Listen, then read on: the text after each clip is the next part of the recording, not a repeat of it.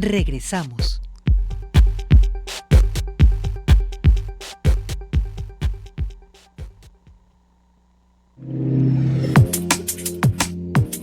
Seguimos en Cosa Pública 2.0 y vamos a la línea telefónica para saludar y agradecer a la doctora Carmen Chinas. Ella es profesora investigadora aquí en el Centro Universitario de Ciencias Sociales y Humanidades y forma parte de este comité universitario en materia de análisis de desaparición de personas de esta casa de estudios. Doctora Carmen Chinas, buenas tardes, muchas gracias por atender esta llamada. Buenas tardes, Rubén. Buenas tardes, Jesús. Gracias de nuevo, Carmen Chinas. Tenemos mucho interés en conversar contigo para conocer tu opinión acerca de cómo estás observando desde este comité universitario y desde tu experiencia en el análisis de la crisis por desaparición de personas en Jalisco, las primeras medidas que ha tomado el gobernador Pablo Lemus acerca de modificar la estructura del Poder Ejecutivo, crear esta Secretaría de Inteligencia y Búsqueda, pero además crear, digamos, al menos iniciar con un acercamiento con las familias de los colectivos de familias que buscan a sus desaparecidos.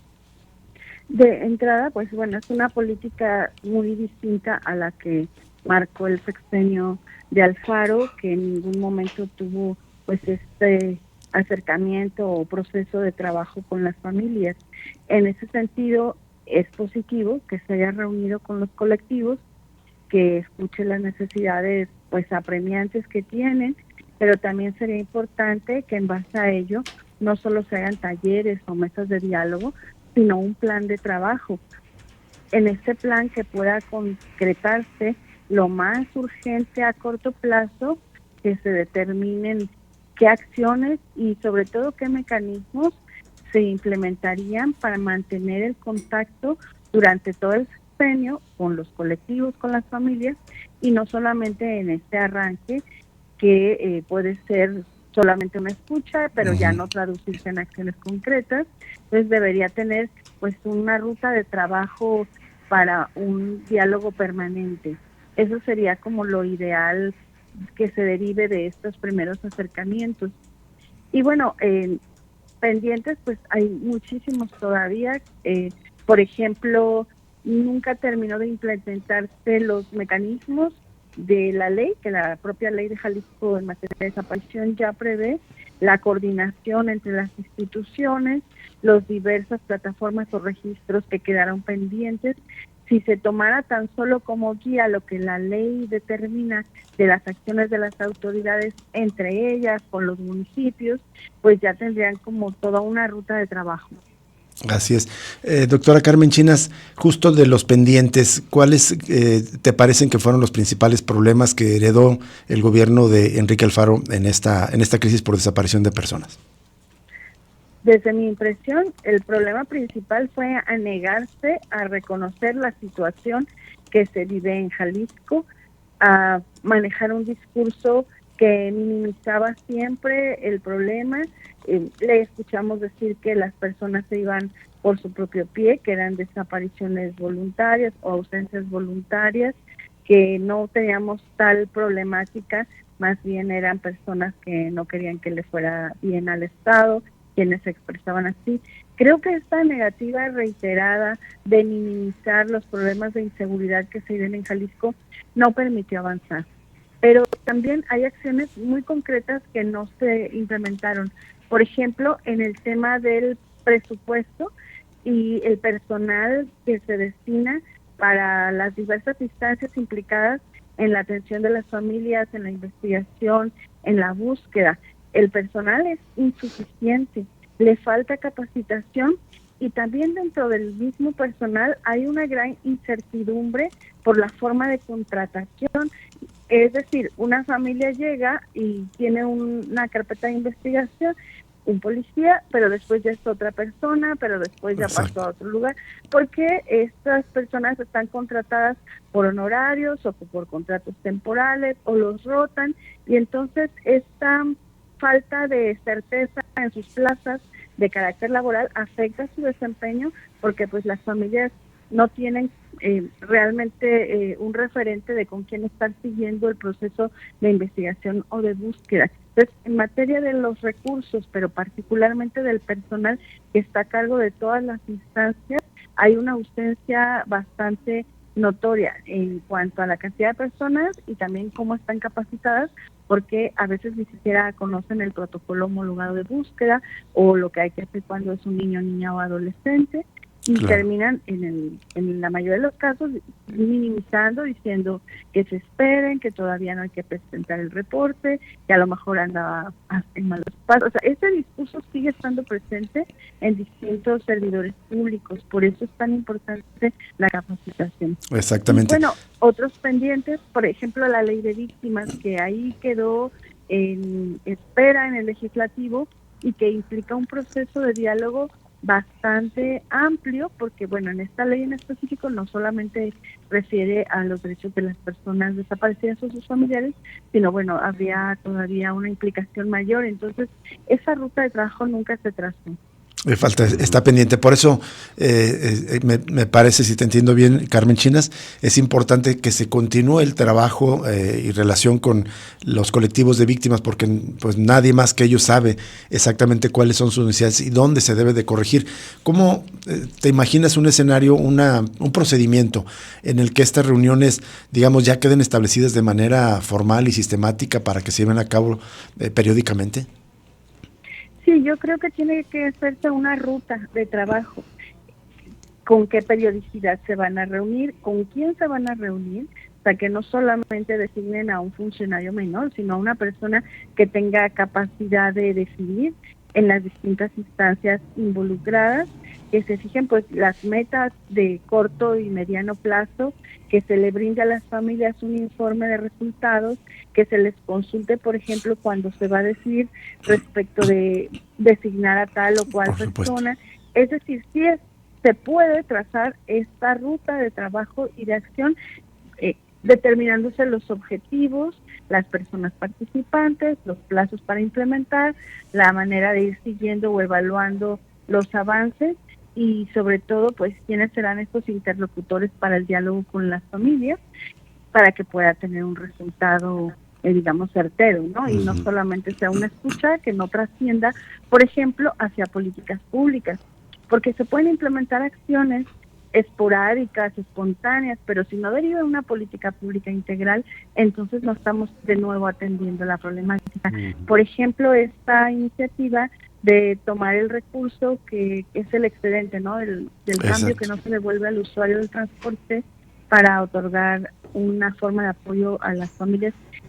Podríamos decir que está bien, pero ¿y por qué solo es? O sea, porque una acción así, de repente que, se me ha ocurrido que puede funcionar, no, hay que trazar lo que se entiende como política pública, una acción integral que atienda, por ejemplo, a niñas, niños, adolescentes que tienen padre o madre desaparecido, políticas de apoyo escolar, por ejemplo, de ingreso a la universidad. También ahí se debería dialogar con la Universidad de Guadalajara para ver si es posible que puedan ser admitidos, como en el caso de los hijos de policías o bomberos que han caído en el ejercicio de su trabajo. Es decir, puede haber muchas acciones que puedan implementarse, pero lo importante es crear una política pública integral.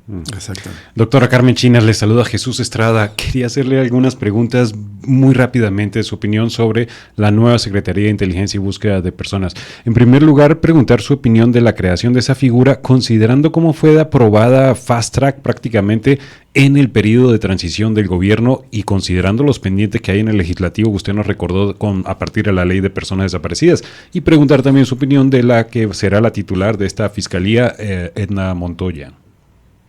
En ambos casos, tanto en la creación como la designación de titular, pues hay bastantes reclamos en el sentido de la premura, ¿no? O sea, ¿por qué hacerlo justo cuando está terminando la administración del gobierno de Alfaro e inicia esta? ¿Por qué no esperarse a establecer los diálogos, la consulta?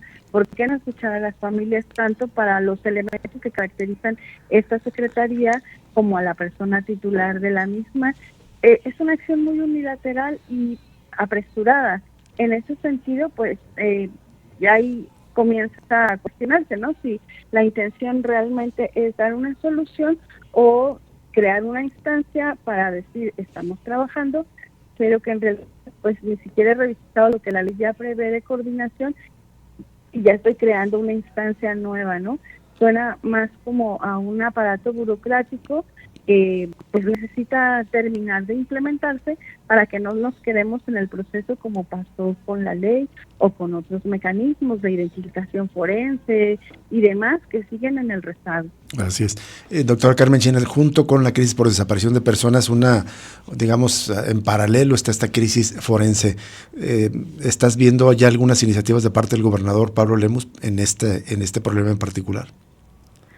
Aún, aunque se ha planteado pues que hay una crisis, aún no hay una propuesta de cómo podría comenzar a resolverse. En el sexenio anterior se determinó esta creación del Centro de Identificación Forense, pero más allá del lanzamiento no hubo mayores acciones. Ahí sí creo que es determinante el asunto del presupuesto, del personal e incluso la ayuda, porque han tenido intercambios, por ejemplo, con el Comité Internacional de la Cruz Roja, que les ha ayudado a identificar como un diagnóstico de la problemática y por dónde pueden empezar a trabajar para salir del rezago, pero no lo han hecho. O sea, sí han tenido un apoyo externo de instancias internacionales que tienen mucha experiencia en el tema del reconocimiento forense, pero no se hace. Entonces creo que ahí faltaría mucha voluntad política para empezar a sacar este rezago que tiene el estado de Jalisco. Y también, bueno, parece que insisto mucho, pero ahí también hay una gran experiencia de los colectivos que tienen ahí incluso un espacio en el CEMEFO y que asesoran a otras familias que son capaces de reconocer hasta pues las partes del cuerpo que están dispersas y hay que buscar hasta ahí. Entonces creo que también debería trazarse una política específica para combatir el rezago forense, y algo que también faltó a la administración anterior fue el trabajar con la federación, porque no es un problema de Jalisco solamente, tenemos Guanajuato, Zacatecas, Michoacán, un entorno que hay en la zona occidente en donde compartimos problemáticas comunes y seguramente el apoyo de la federación y el trabajo coordinado entre los estados también podría dar mejores resultados, lo que no sucedió en el sexenio que terminó. Claro.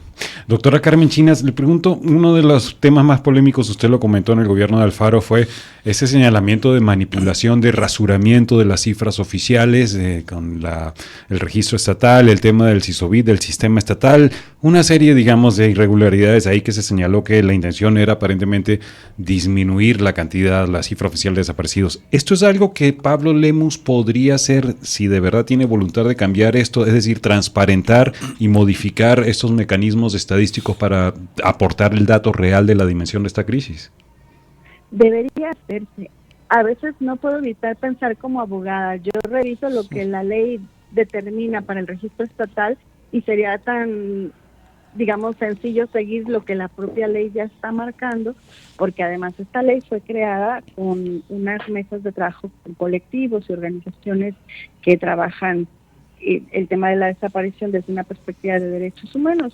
Entonces, si yo reviso lo que la ley determina, pues podré identificar qué es lo que le falta a mis registros para que puedan funcionar mejor.